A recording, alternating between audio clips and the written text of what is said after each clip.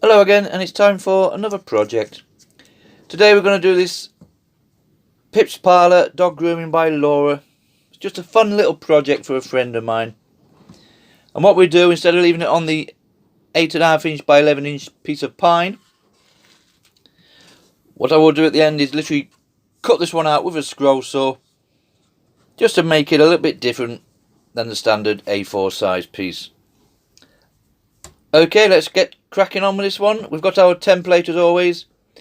I place the carbon paper underneath like so, tape it in place, and literally just draw around this with a pencil. And when it's done, hopefully we'll end up with something like that. And that's our piece for the routing out. This is the way I do it. Some people out there can actually just glue that straight to the wood and route over the top of this. I've tried it before and it just doesn't work for me. At least this way, when you're drawing out, you've got 10 of these to make, you can use the same template every time. But anyway, as always, the routing out bit I'm going to use are these little CNC bits. These come in different degrees, from 20, 30s. They are like little pins, and they're ideal literally just for drawing around the pencil lines. Anything we've done with a pencil, apart from the outside one obviously, because we're cutting that one. I'm going to go around with this. These smaller letterings, I will just take out the letters with this. Bigger ones we'll put on a bigger bit, but we'll talk about that later on. Because these do have a small shaft on them, you require what they call a collet, and that literally is a tube like that, like a clamp. And that will clamp onto your CNC bit, and that's now 1/4 inch shaft, and that will go nicely into your router. Okay, let's start routing out.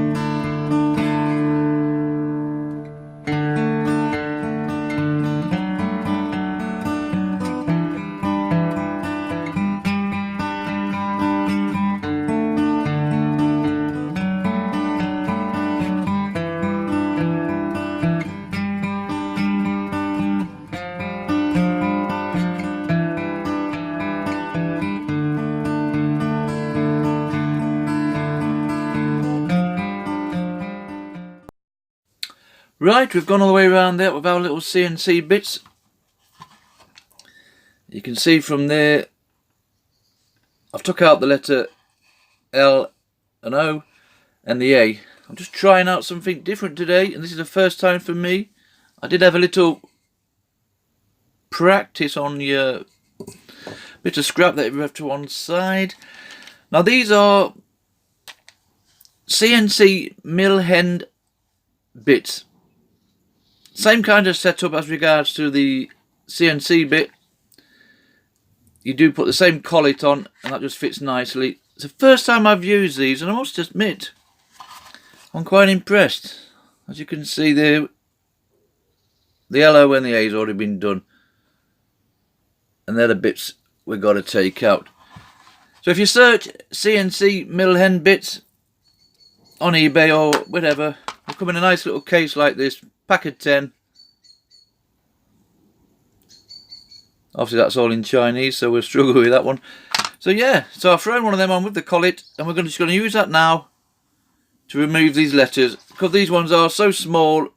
Normally I would put on a 1/8 bit like so, and that's just too big. So yeah, I'll give these a try, and so far so good. Let's continue and clear out the letters now.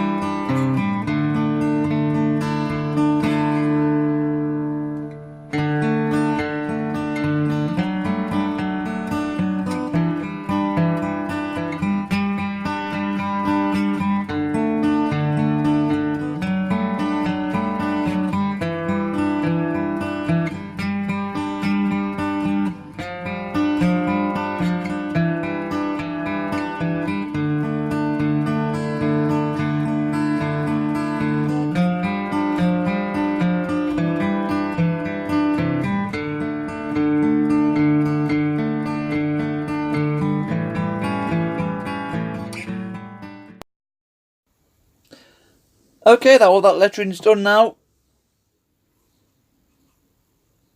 I must admit, I'm quite impressed with those CNC mill end routing bits. Vary from a little pinhead, I think that would go the first time you use it, up to somewhat of a good thickness. Good thing about these, you have a rough end on as well, so as it's routing out, it's also cleaning the bottom at the same time. It's a clear out, as they call it. So yeah, I'm glad I got those. Got them by mistake, but they've turned out good. So we'll be using those in the future, that's for sure. Okay, what we're going to do now is cut it all out on the scroll saw, and then we'll do a general tidy up, sand it down. I want to round these edges off, and then we'll start putting our paint on. Just basically blacken all the lettering, the eyes, the mouth. We'll give them a little pink tongue.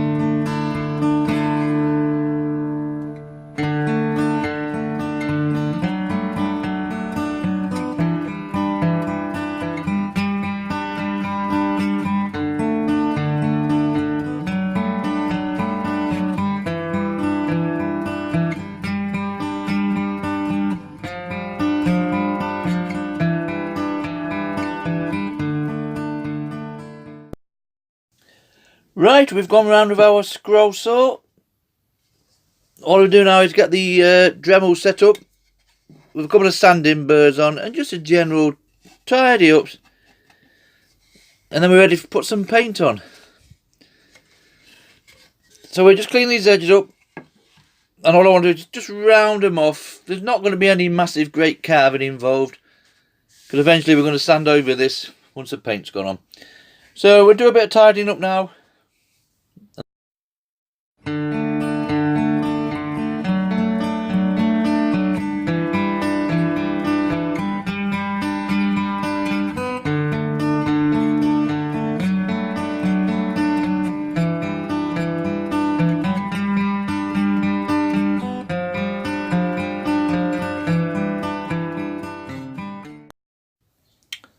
Right, we've gone as far as we can as regards to sanding. Tidying up was as far as I want to go anyway. Right, next stage. Put on our black lettering. Simple painter's touch. I prefer this, but any black would do, I suppose. Before we do that, I'm just going to spray this wood with some kind of sealant. There is proper wood sealer you can get. I don't have a lot of bleed on this, and what they call bleed is by the side of the lettering that we've routed out. Like in there, we've opened all the fibres up. So what tends to happen when you spray your paint or brush it in as regards to this one, it can bleed into the side walls of your routed out lettering, which obviously won't make the lettering as crispy as it could be. This pine stuff's pretty good, and I've not had a lot of issues, but for the sake of a couple of seconds, I'm going to use this. Seals, it says it seals, protects and enhances. Enhances, should I say. So that's literally just a case of spraying some into there like so.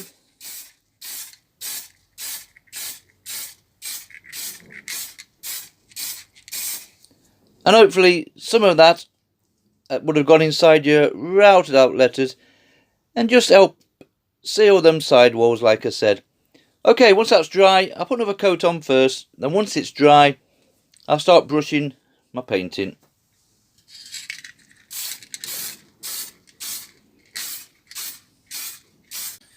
Right, that's nicely dried now. So we're just going to throw in our black paint. And that is literally a case of just feeding it into all the gaps like that. Now, I might have to go over this a couple of times. If you do find that you've missed bits off, a black marker pen, a quick dab on, and you should be good to go. Because these letters are quite wide and quite deep, we'll get away with putting our paint in and then sanding it off with a little mouse sander of some description. Whereas on my previous video, the skull one, it was very fine work, and what I did was put the paint on and basically wipe it off, and it just fills the letters in nicely. But these are quite deep, so we can afford to brush them in this way. You could spray this just as easy with marsh ink or whatever you're happy to do. I'll just prefer the brushing technique. Right, I'll finish this off and we'll come back when it's all done. Right, that's all painted. It's all nicely dry now. Gone over it a couple of times. All we've got to do now is sand it down, just like a mouse sander, and then we'll see what it's left behind.